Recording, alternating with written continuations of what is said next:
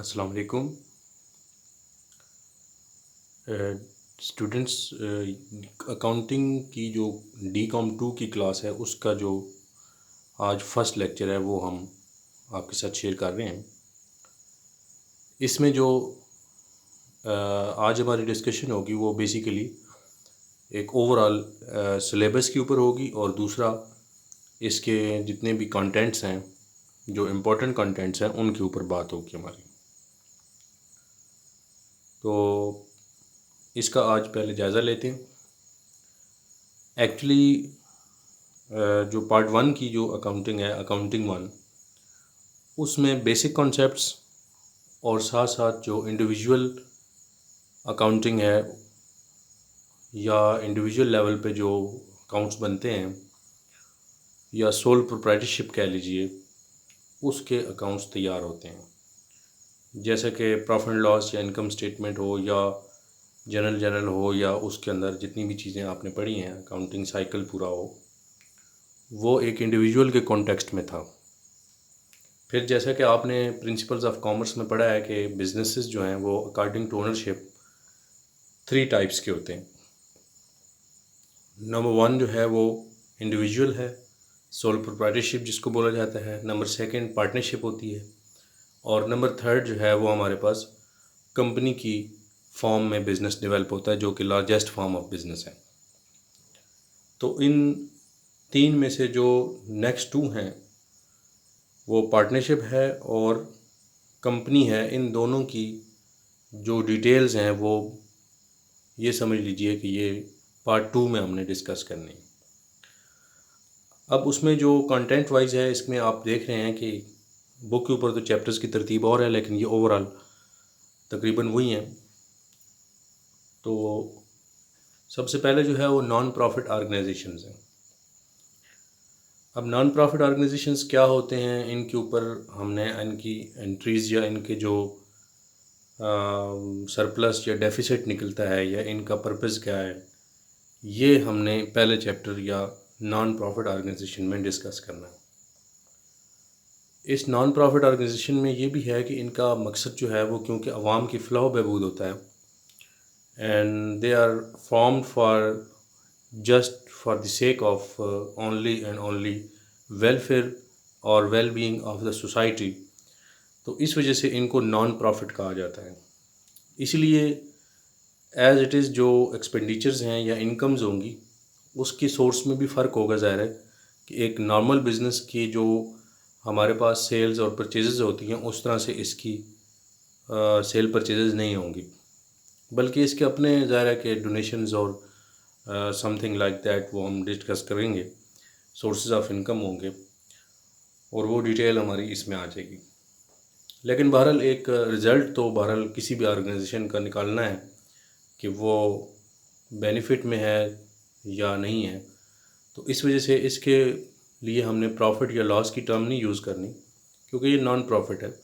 और इसको हमने ये कहना है इस अकाउंटिंग की टर्म में कि ये हमारा सरप्लस होगा अगर हमारी इनकम एक्सेस हो जाए ओवर एक्सपेंडिचर्स, और अगर एक्सपेंडिचर्स ओवर इनकम एक्सेस हो जाएं तो फिर उसको हम डेफिसिट बोलते हैं।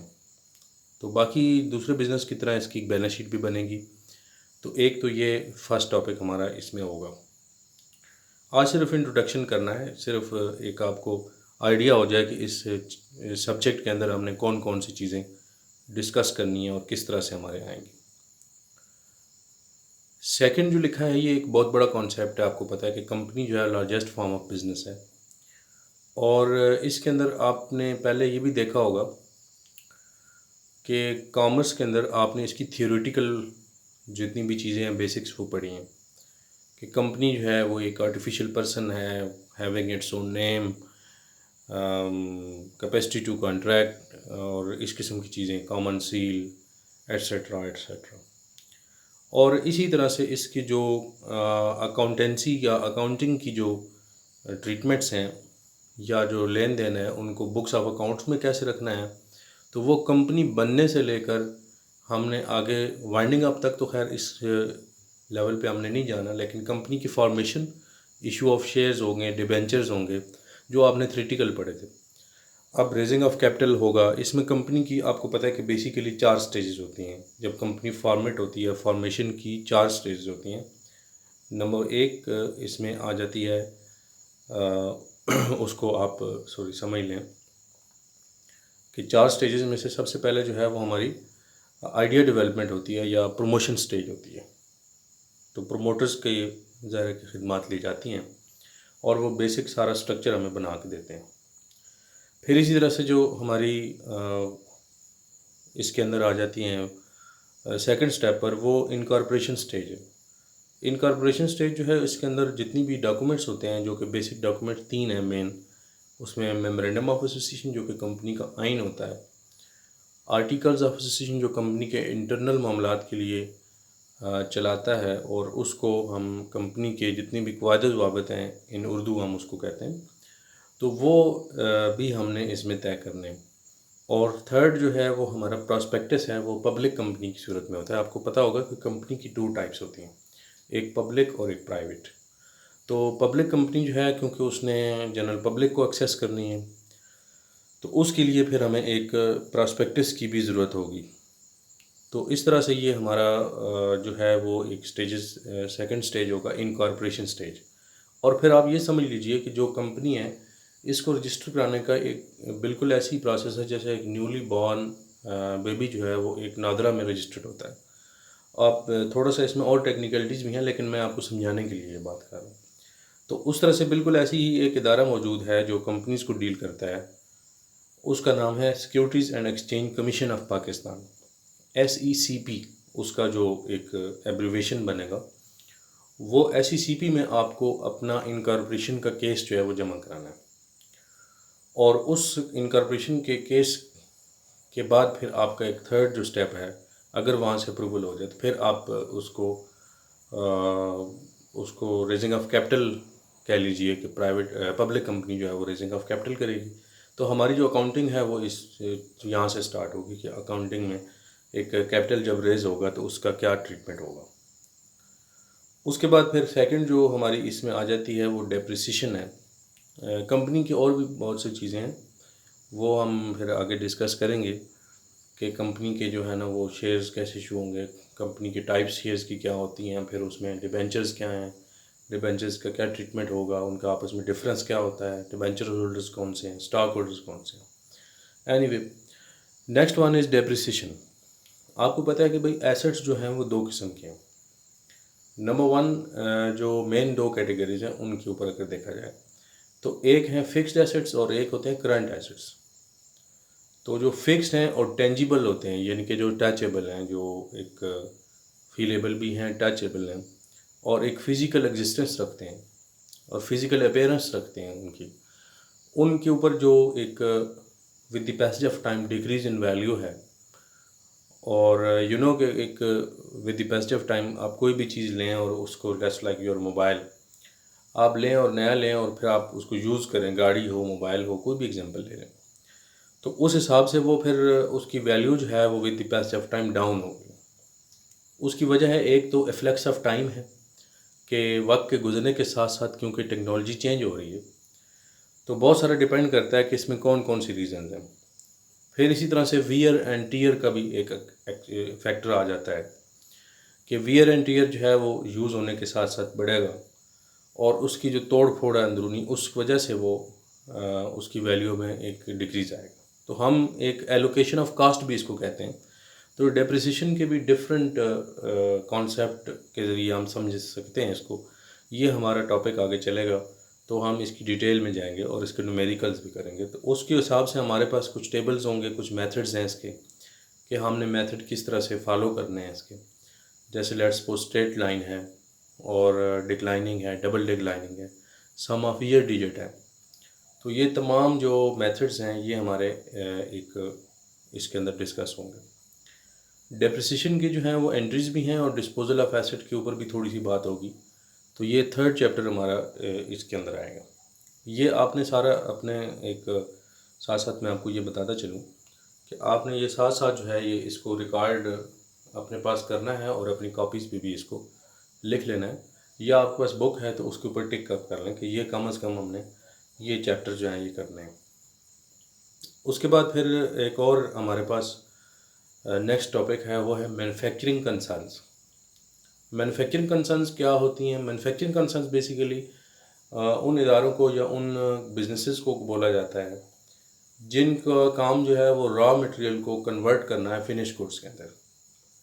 आपको पता है कि एक जो बिज़नेस की एक्टिविटीज़ के एतबार से जो टाइप्स हैं वो 3 टाइप्स होती हैं।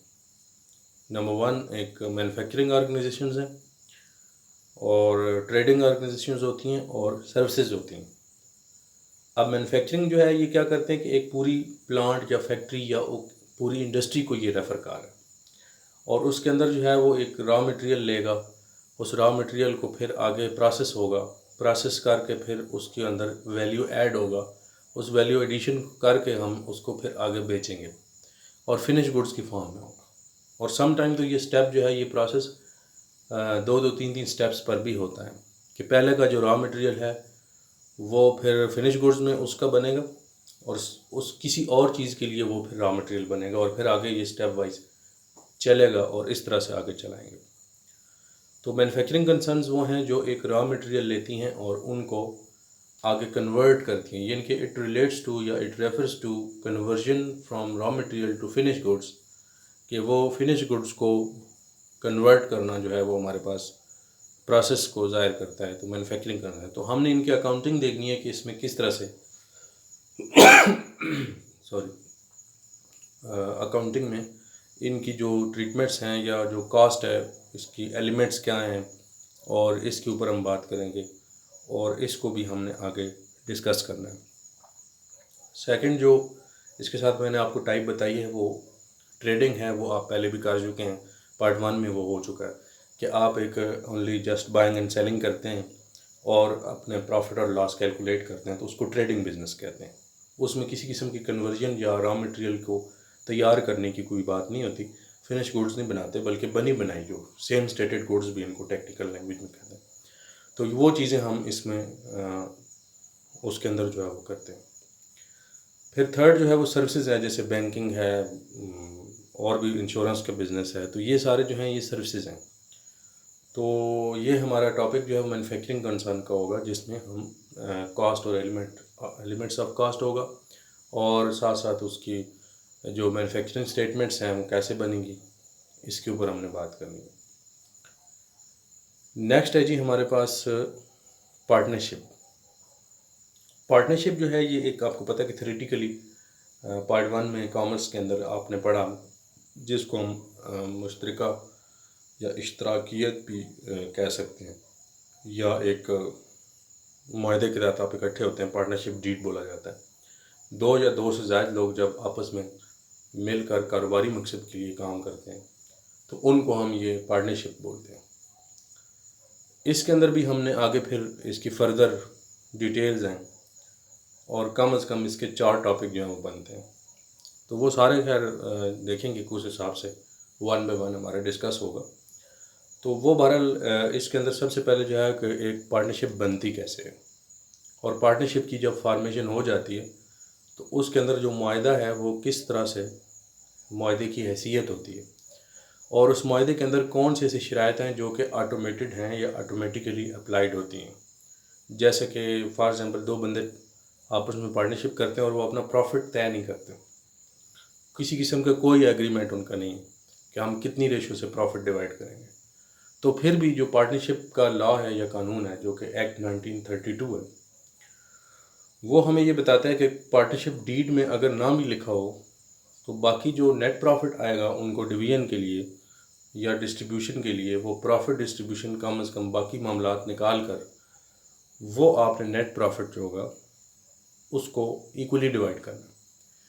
अब ये बात जो है इस किस्म की हमारे पास ज़ाहिर है कि गाइडलाइंस इस पार्टनरशिप एक्ट में मौजूद हैं। इसी तरह से अगर एक पार्टनर जो है वो एज अ लोन भी अमाउंट देता है, कैपिटल तो वो देगा, ज़ाहिर है कि उसने सरमाया लगाना है, तो तभी वो पार्टनर कहलाएगा।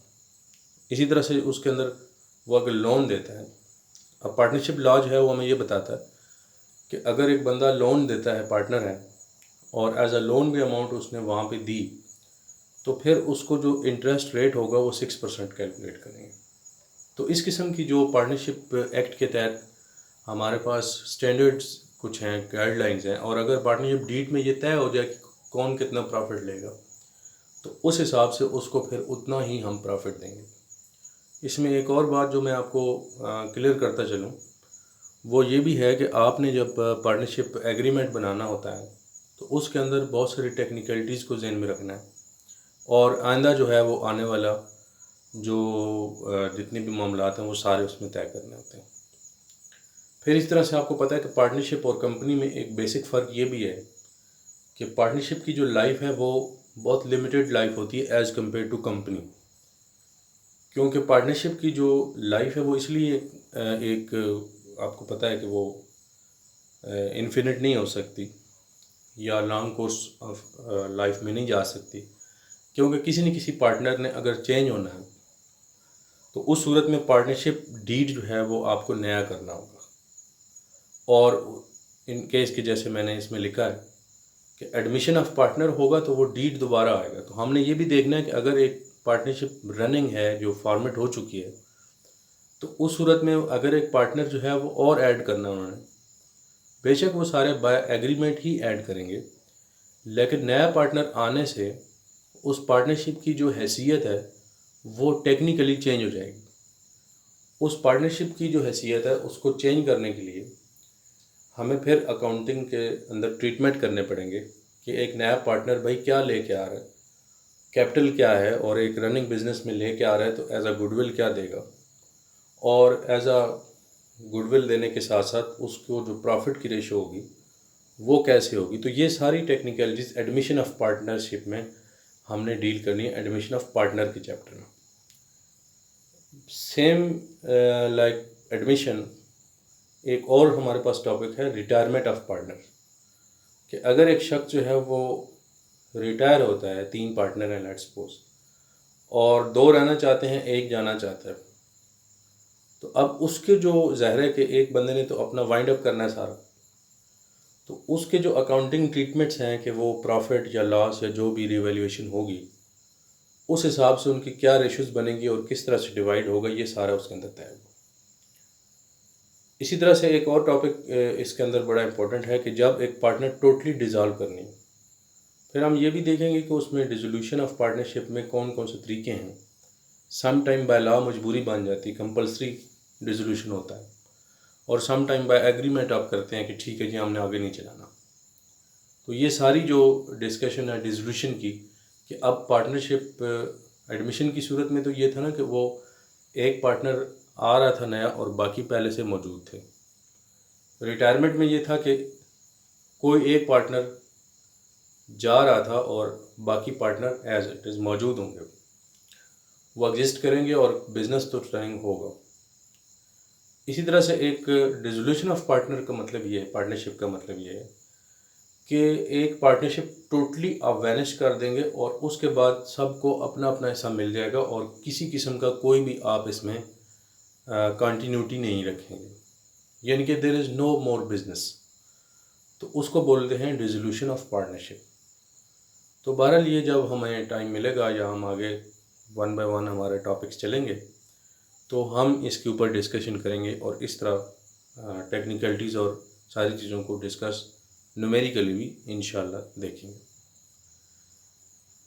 फिर टॉपिक्स तो एका दुका शायद इसके अंदर और भी हों, तो वक्त के साथ साथ देखेंगे। एक और जो इसमें बड़ी इम्पोर्टेंट हमारे पास है, जो लास्ट मैंने लिखा है, IAS, आपको ब्रैकेट में नज़र आ रहा है, IAS, इंटरनेशनल अकाउंटिंग स्टैंडर्ड्स। देखिए बेटा, बात यह है कि इसके अंदर जितनी भी अकाउंटिंग के जो रूल्स हैं या प्रिंसिपल्स हैं, उनकी जो बेसिक्स हैं वो सारी की सारी कुछ ना कुछ रूल्स पे खड़ी हैं, कुछ कॉन्सेप्ट्स हैं हमारे, और उसमें से कुछ जो हैं वो लॉजिक्स पे बेस करते हैं जिनको हम अकाउंटिंग के कॉन्सेप्ट्स कहते हैं, और कुछ जो हैं वो हमारे बेस कर रहे हैं प्रैक्टिस के ऊपर या कस्टम्स के ऊपर। तो कस्टम्स के ऊपर जो प्रैक्टिस के ऊपर जो बेस कर रहे हैं उनको हम कन्वेंशंस बोलते हैं। तो बहरहाल ये एक लंबी एक समझने वाली बात है। अभी फ़िलहाल जो है वो हमें ये समझने की ज़रूरत है कि अकाउंटिंग स्टैंडर्ड्स जो हैं वो क्यों बनाए जाते हैं। तो स्टैंडर्ड इसलिए बनाए जाते हैं सबसे पहले कि इनका जो एक मकसद है कि कारोबार को एक दूसरे के साथ कंपेयर करना आसान हो जाए। हम कैसे कह सकते हैं जब स्टैंडर्ड ही ना हो कि एक बिज़नेस अच्छा या बुरा जा रहा है, या उसके ऊपर हम बहस कैसे कर सकते हैं। ज़ाहिर है कोई ना कोई स्टैंडर्ड रखना होगा ना। इसी तरह से हर चीज़ को रिकॉर्ड करने के कुछ स्टैंडर्ड्स हैं, उनके अपने नंबर होते हैं। तो इस तरह से ये तमाम चीज़ें हमने डिस्कस करनी है कि स्टैंडर्ड्स या अकाउंटिंग के जो कॉन्सेप्ट्स हैं या अकाउंटिंग स्टैंडर्ड्स हैं, उनमें से कुछ इस लेवल पे हम डिस्कस करेंगे ताकि आगे जाकर आपको आसानी हो इस चीज़ को समझने में। तो ये हमारा एक बेसिक या इंट्रोडक्टरी लेक्चर था। आपने जो टोटली इसके अंदर अकाउंटिंग के रिलेटेड चीज़ें होती हैं, जब भी लेक्चर अटेंड करें तो आप अपने पास नोटबुक और एक कैलकुलेटर, ये चीज़ें अपने पास रखें ताकि जब भी आपका कोई मसला हो तो वो आप उसी वक्त मुझे मैं व्हाट्सएप पे भी कर सकते हैं, और चैनल के ऊपर जो है ना वो इसके ऊपर डिस्कस भी हो सकता है। तो मैं उम्मीद करता हूँ कि आज का जो एक बेसिक या इंट्रोडक्टरी लेक्चर था वो आपको पसंद आ गया होगा और उसमें समझ भी आ गया होगा। तो इसको इंशाल्लाह ताला हम आगे बढ़ाएंगे और रेगुलरली इंशाल्लाह हम अपलोड करते रहेंगे। ये आपने साथ साथ अपने पास कवरेज रखनी है, क्योंकि हो सकता है कि ये क्लासेस जो हैं वो अब लेट्स सपोज के कब जाती हैं और कितने अरसे तक इसके ऊपर जो है वो हमारा होगा, डिपेंड करेगा ऑनलाइन। ज़रा कि कोविड-19 जो है ये एक बहुत बड़ा जो है वो सिलसिला चल पड़ा है। तो अल्लाह ताला आपको अपने हिफ्ज़-ओ-अमान में रखे। Thank you very much. अल्लाह हाफ़िज़।